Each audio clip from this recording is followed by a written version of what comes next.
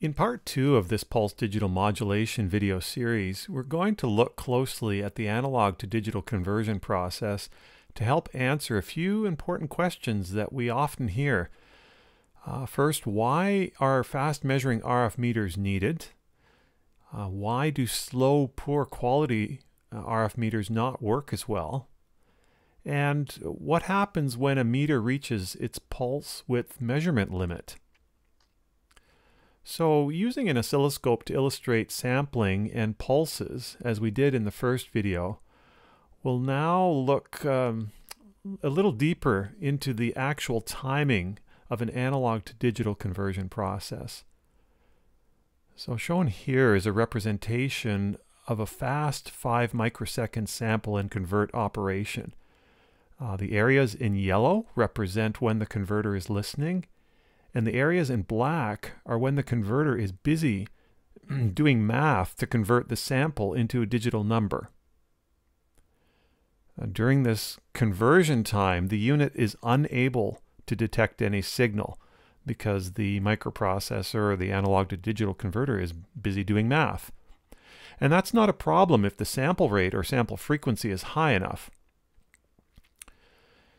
So here, each grid represents 5 microseconds of time. So we are displaying a total of 60 microseconds. And in this 60 microsecond time interval, the converter is listening or taking a sample 12 times.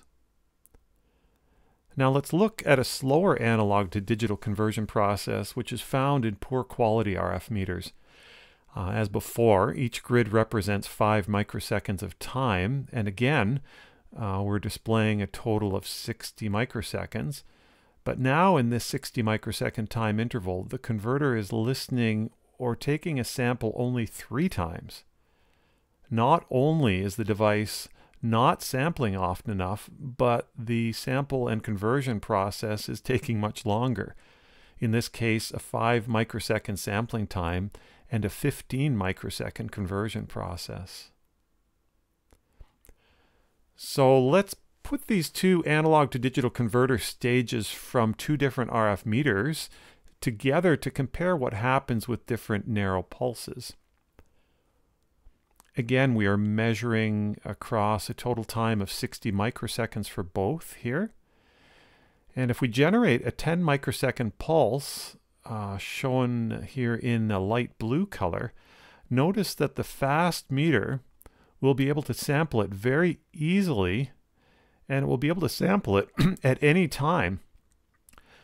But the slow meter will only measure it if it happens to line up with the sample window. So let's reduce the pulse now to 5 microseconds. Again, the fast meter will always be able to catch this pulse in the measurement window at any time. And the slow meter will have a lesser chance of being able to detect the pulse.